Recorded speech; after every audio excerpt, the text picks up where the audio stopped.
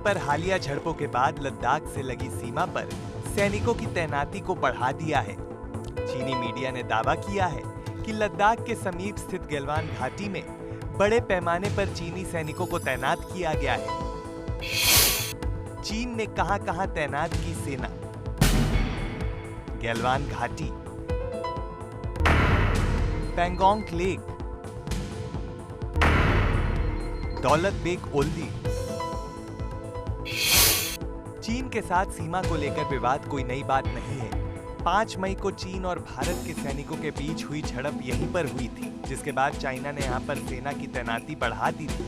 आज सुबह पैंगोंग लेक इलाके में चाइना के सैन्य बोट पाए गए, जो कि वहां पेट्रोलिंग कर रहे थे।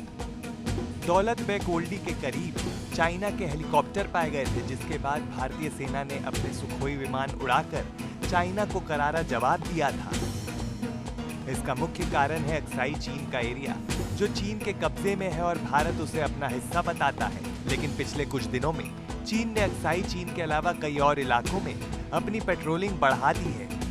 पैंगोंग लेक वैसे तो दोनों ही देशों के लिए पर्यटन का स्थल है, क्योंकि भारत और चीन के बीच लाइन ऑफ एक्चुअल कंट्रोल इस लेक को 2 हिस्सों में बांट देती है। पर चीन की सैन्य बोटों से पैंगोंग लेक की निगरानी ने हलचल बढ़ा दी है। जो भारत अक्साई चीन के बारे में सोचता है, वही चीन भी अरुणाचल प्रदेश के बारे में सोचता है। हालांकि चीन के साथ तो भारत 1962 का जंग भी लड़ चुका है, पर नेपाल के साथ नया बॉर्डर विवाद और नेपाल का चीन से मदद मांगना थोड़ी हैरानी की बात है। उत्तराखंड और नेपाल की सीमा पर स्थित लिपुलेख पास, काला पानी गांव और लिम्पियाधुरा को नेपाल अपना हिस्सा बताता है।